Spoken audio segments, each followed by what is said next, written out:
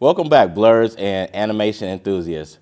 Ready to delve into a vibrant world where pixels come to life and creativity knows no bounds. I'm your host, Terrence, and this is BlerdOut, your passport to the animated universe where STEM meets storytelling in the most colorful and captivating way. Today, we're not just talking about cartoons or immersing ourselves into magic animation with a special guest who've been paving the way for diversity and inclusion in the industry. Make sure you hit the like button, leave comments, and subscribe to the Blerd Out movement. Confidence, yeah. It really shouldn't be no arguments, cause you're now viewing the greatest of all time, saying I can't get better, I promise.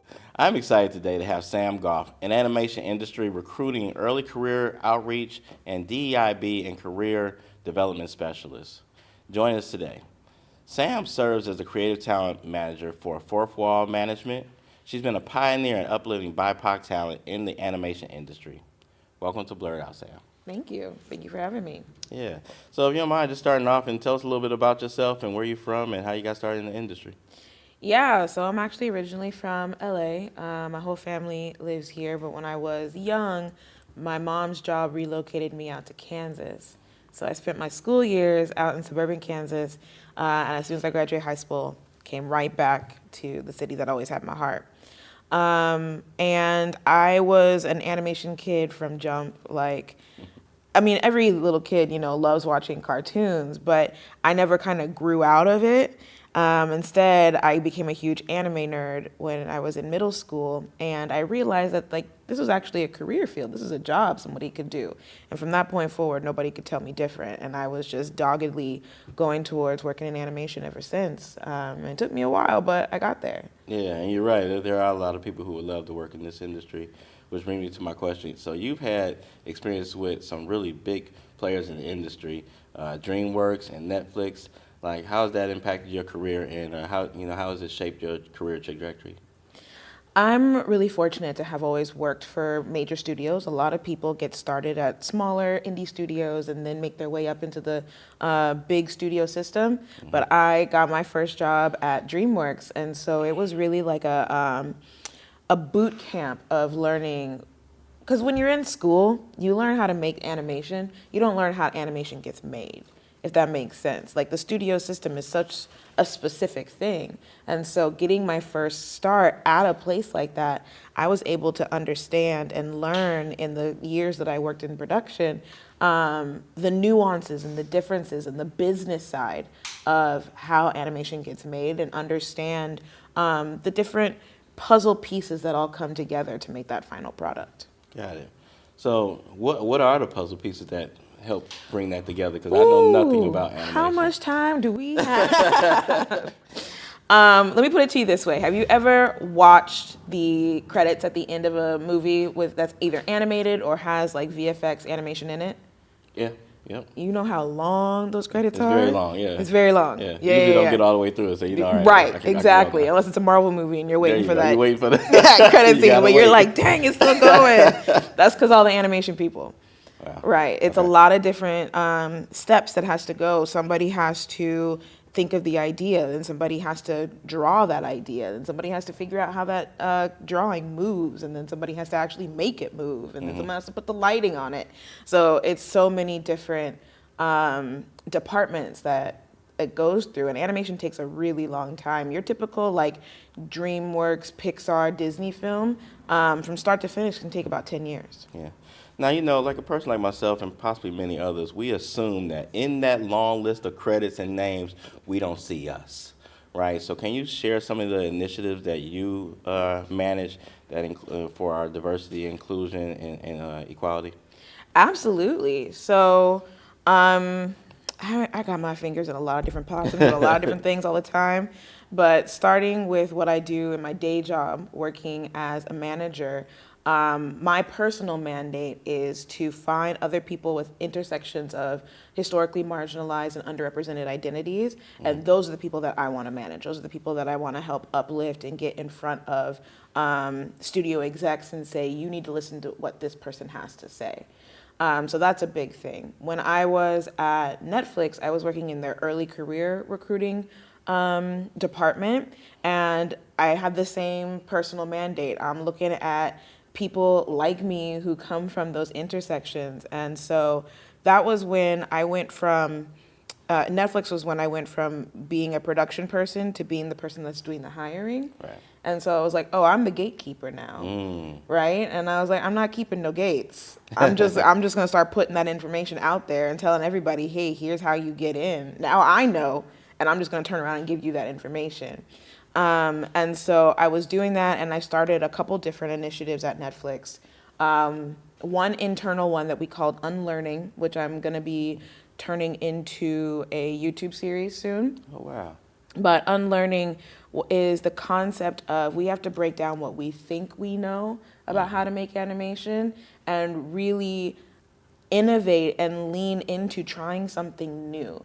Because the status quo isn't working for us, right? The status quo isn't allowing for us to have characters of color be the heroes without that suddenly being the niche show. You know, like we can have broad appeal while representing people who aren't seen as the default. You know, so that was a initiative that I was really excited about because we were highlighting people who were in the studio already doing that work and showing them off to everybody else in the studio, being like, look, you can do it. It's not hard, right? Because there's a lot of philosophy around DEI and people wanting to do it and having bought in intellectually of like, yes, this is important, I want to do it. But then when push comes to shove, they're like, oh, it's hard, I don't know how to do it, I don't have the money to do it, you know, all these other things. And so this initiative was being like, people are already out here doing it. It's really not that hard. And let me show you in tangible ways what you can be doing. Yeah, well, thankfully they got you. I mean, I assume it takes somebody with a little bit of passion behind their efforts to really make it happen. So you've been part of several mentorship programs to develop BIPOC talent. You know, what inspired you to take on this role, and what's the impact that's been made so far? Well, before I wanted to work in animation, I would have told you like what I wanted to be when I grew up was a teacher. Okay. So being somebody who delivers information and helps other people learn and grow has always been in me.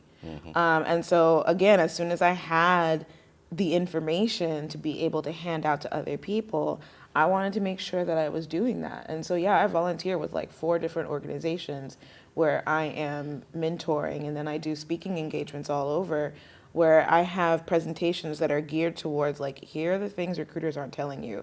Like, let me give you the exact formula of what you need to do to get your portfolio noticed. Here's how you reach out to somebody and ask them questions. Here's how you network.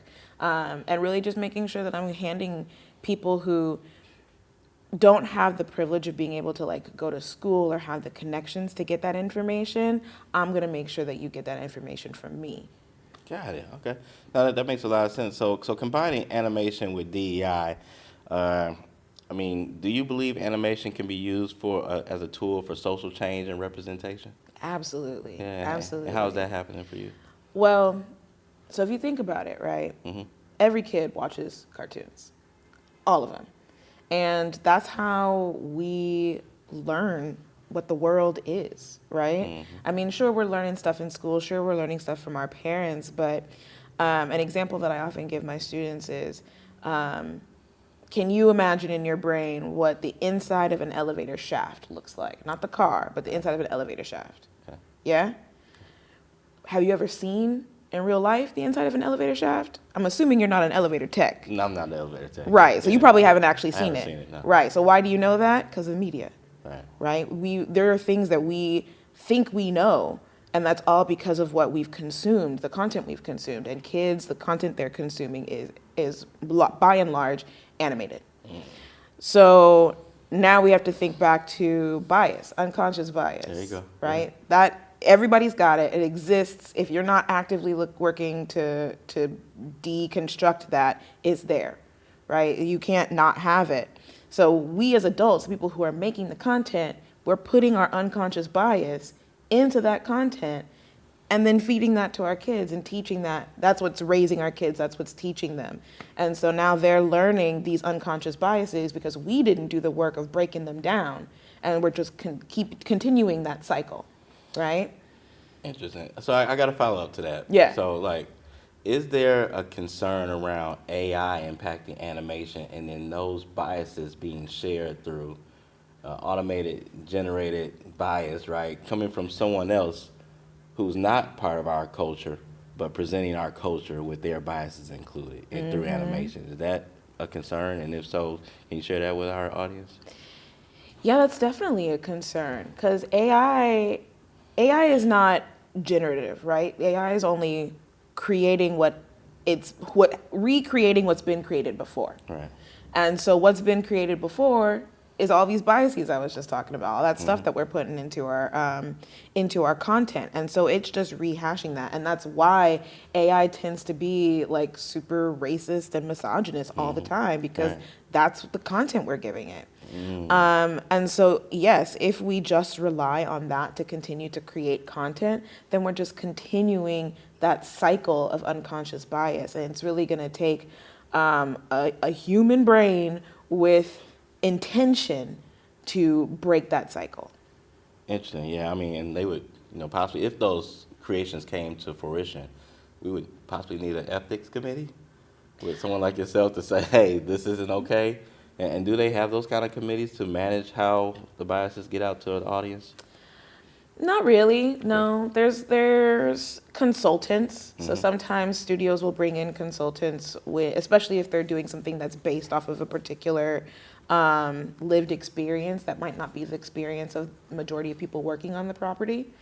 And then, you have your DEI specialists who've been brought into all of these different studios. But with the turn in the economy and the strikes and how drastically it's impacted the entertainment industry, a lot of those DEI initiatives and those DEI positions are actually being cut. And so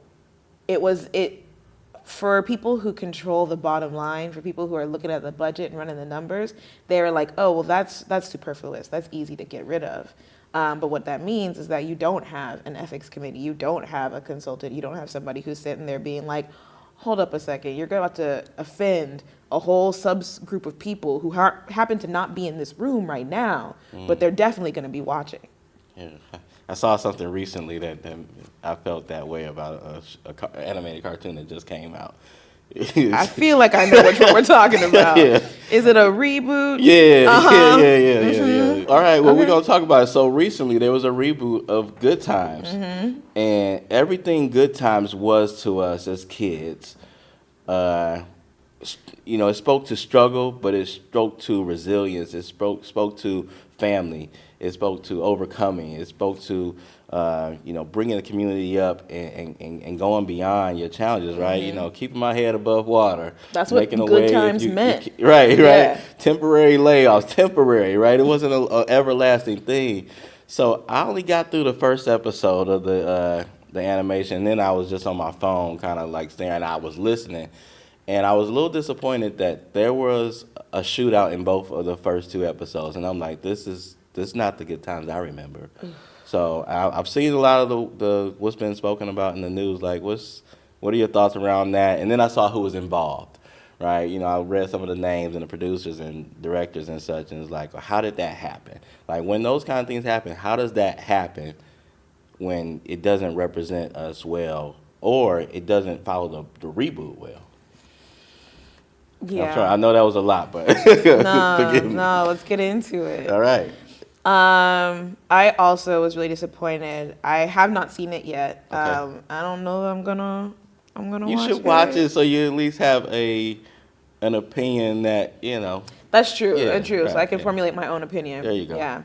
I when I first saw the trailer for it, I hoped that was just like the marketing team getting it wrong. But now hearing from you talking about the actual content, maybe that's not the case. But how something like this happens is an exec somewhere or a creator somewhere gets this brilliant idea, and then a bunch of hands go into that pot to make sure that this brilliant idea is going to be profitable, right? And everybody has a different vision of what that means. And so you often get a situation where there's just too many cooks in the kitchen. And then we have to think about the fact that, like, in the hierarchy pyramid of any studio, at the bottom levels, because of all these DEI hiring initiatives, we've got a good diverse group of people. But the higher you get up in the rank of people who have the decision-making powers, the whiter and the maler it gets. So the people who are making that final decision are people who don't understand the heart of the original Good Times. They're probably people who never watched the original Good Times, right?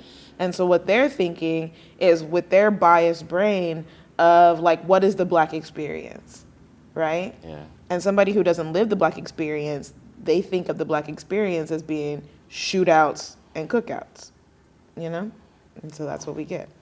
It was very disheartening. And I don't know if they reached out to the original cast members to kind of get their take on it. Definitely They not. probably didn't, but I remember seeing some articles where they spoke to it. They were disappointed. The audience was disappointed. It just didn't show us in a good light. And because, that was the 70s, we've moved, we're 40, 50 years later, we've moved so far from it, and we should be able to show that evolution and it still be considered good times, right? And still show the struggle that we still have today and today. And it Right, like doesn't do that. you can have them living in the projects, There you go. right? Like Yeah. you can have them trying to make ends meet with systemic oppression, right? And then show them still being a happy, loving, well-adjusted family. That's the real Black story, Yes. right? Of that there are all of these things that are outside of our control that are put upon us, that's keeping us down, but we're people of resiliency. And we're people of love and community, and that's how we continue to survive and even thrive in a system that's made specifically to oppress us. That's right. What challenges have you faced in advocating for DEI in your industry?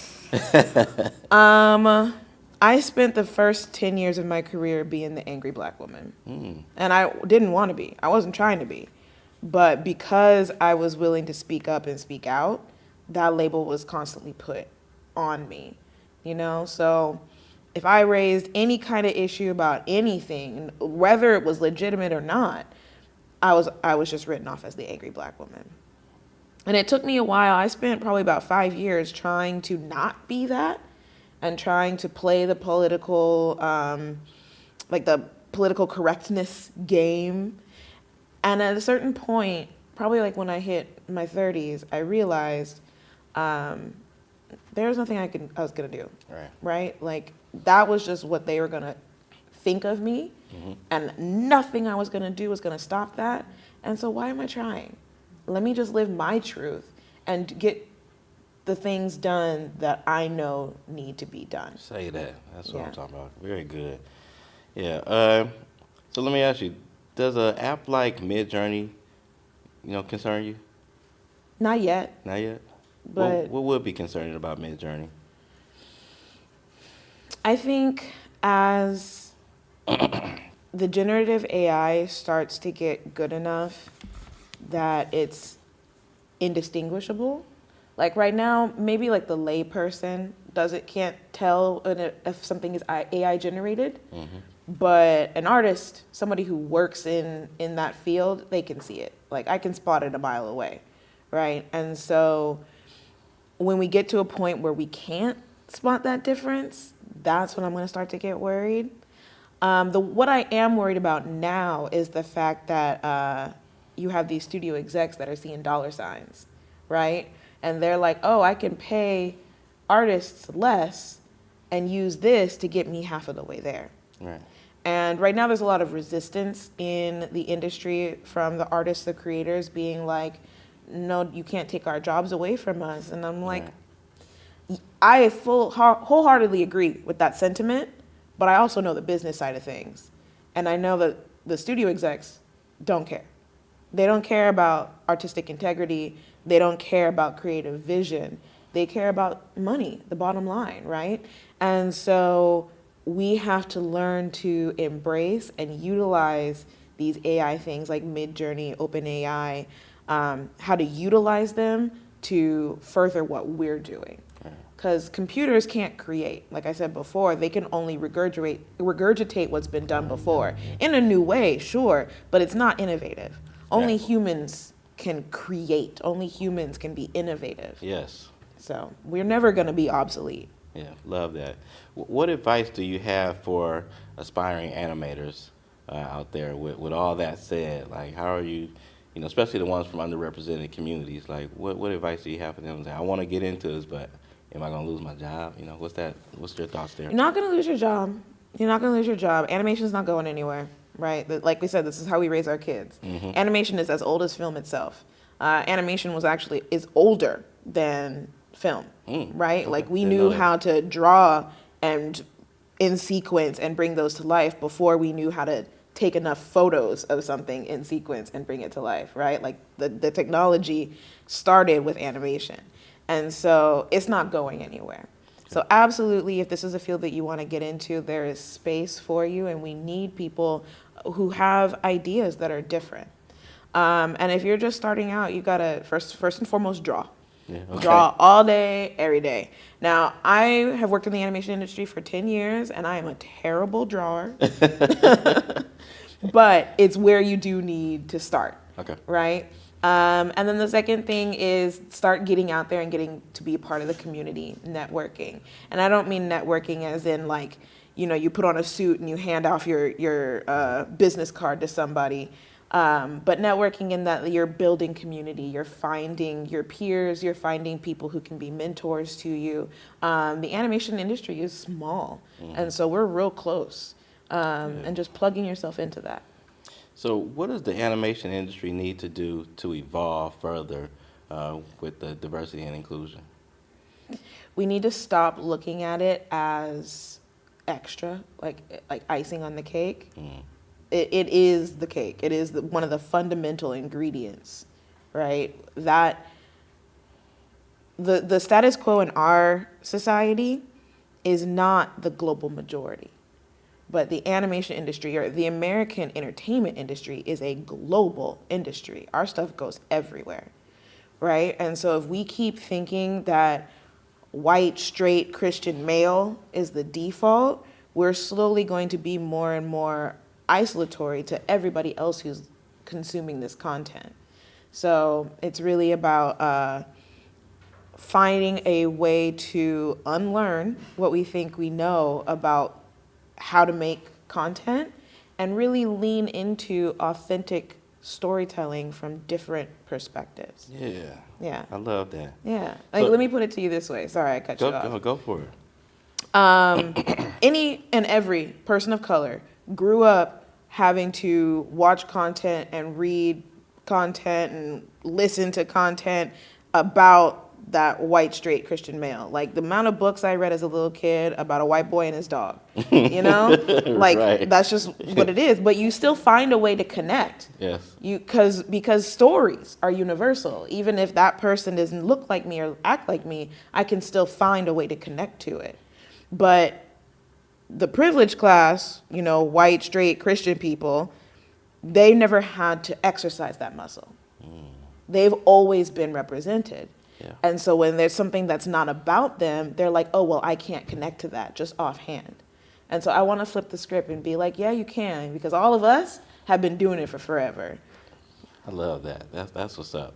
So, it seems like you keep yourself busy. Yes. And you wear a lot of hats and you have several roles. Like, how do you balance that with the passionate work that you're doing outside of the animation industry? I find it easy to balance because it's what fills my bucket. It's not draining, it fuels me. Mm-hmm. So I have my day job as a talent manager where I'm championing artists in the studio system. Then I have my side hustle as a teacher where I'm teaching at the university level. And giving people the information. I'm talking about the animation activism, that we've been talking about. I'm also teaching vocational classes of like, here's the cheat code, how to get a job, And so that also, fills my bucket, fuels me. And then I have all my volunteer mentor work, speaking engagements, things like that, which is just more of an extension of the same. Yeah. So it's all doing the same thing, and it all feeds me and fuels me, so it doesn't feel like work. Yeah, and if you don't mind me asking, like, where do you teach at? Where some of the audience members who might be interested in taking your class? Yeah, so I currently teach at Loyola Marymount University, which is also my alma mater. Okay. And then I also teach at Cal State Long Beach. And in the summers, I teach online through a website called, I teach online through Project City TV, which is run by Rad Seacrest, who's a content creator and showrunner in the animation industry. Very cool, very cool. So what do you believe are some of the common misconceptions about the animation industry, especially as it centers around underrepresented talent? Yeah, I think the biggest thorn in my side and the side of anybody who works in animation is the thought that animation is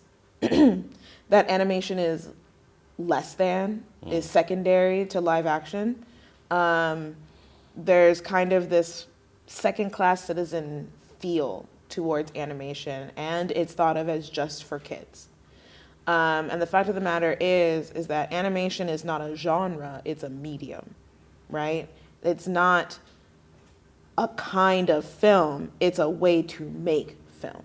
But we can do the same things that live action can do and more, right? Because the live action things that you're looking at, half of that shit is animated anyway. You just don't even know, right? And so it's like we need to stop pigeonholing it into this space and allowing animation artists to flourish. And I think the Spider-Verse movies are starting to do that, are starting to kind of bridge that gap and tell people like, no, we can tell adult stories, we can tell drama, we can show heart in animated content. It doesn't have to just be like, oh, that's the thing that the kids watch. Right. That's interesting. Yeah, now, for me, I would almost prefer working on an animation, like being like a voiceover for a character, because you almost got to come up with the tone and the voice for it, because the animation's created. Like I'm assuming you have to watch it and then come back and say, all right, this is how I would deliver. Like what goes first? It's actually the opposite. It's the opposite? Yeah, the voice actor goes first, and then the animator uses that to inform their... That's interesting. So how do you know what kind of energy to give? Well, I guess that just comes with... That comes with the director. Right. It also comes from... Like the script and the storyboard has already been made, so you have an idea of what it looks like. But what's hard about voiceover artistry is that when you go to acting school and you learn to act, you learn to emote with your whole body, right? And put everything into it. And then for voiceover, it's like, okay, you're gonna sit still, but your voice has to convey all of that. All the energy. Has to do everything that your body would do, put that into your vocal performance. That sounds harder. It is. Okay. It is. Right. And not everybody can do it. I've seen some really good adult cartoons. Yeah. I actually still watch South Park. I think it's hilarious. but oftentimes when I see something like that, speaking to the DEI piece, like when I see maybe a character of color, but their voice is not a character of color. I hate that. Like, okay, all right, I was just gonna ask, like, how do you feel about that? I have a whole 3-hour lecture on that exact topic and about how it's not okay. Especially if you have a character, because sometimes in animation you have characters that don't have a race, right? It's like that. Sure. That's the blue guy, that's the alien, that's the animal, whatever. But if you have a character that has a race, whether it is physically shown or it's just clearly like within the character, even if they don't physically look like that, the person who's playing it should match that, because otherwise you're just taking work away from talented artists of color to say, oh, well, let me just get this white person to do it. Right. So let me ask you, why don't you believe that we're seeing more shows, animated shows, after the success of Boondocks, Proud Family? Like, where was the follow-up from those shows that we had in our on television? Unfortunately, that things that are targeted at the Black experience are seen as Black shows to a Black audience, right? And population-wise, we're a small part of the population, and so it's seen as niche. You know, once it's not about the default person, and it's something that you have to work a little bit harder to kind of connect with, it's just assumed that people aren't connecting with. And what's crazy is that Boondocks, Proud Family, these shows are huge. Everybody loves them. They're beloved. But the people at the top who are making the decisions on what gets greenlit or not are like, I can't connect to that. So clearly no one else can connect to that. And like, nah, brah, people love it. And, you know, I think of a show like how do we get an animated version of Abbott Elementary, right? That had a really good balance between getting everybody's attention, and of course it's won all these awards, but where's the animated version that tells our stories like that? So, so yeah, that's powerful. Appreciate that. And what are you actually watching now? Ooh, okay. So I just finished watching Blue-Eyed Samurai on Netflix, which is an adult animated drama that is like beautiful to look at, absolutely stunning, but also absolutely amazing storytelling. Yeah. I am obsessed. So if you haven't watched it, I haven't even heard of it. definitely check it out. Netflix, Okay. Blue-Eyed Samurai. Blue-Eyed Samurai. Yeah, it's about a mixed race, like half white, half Japanese person during a time when Japan, and this is true, Japan closed its borders to all foreigners and said, like, we see those colonizers coming from a mile away. We're going to close down our borders and preserve our culture.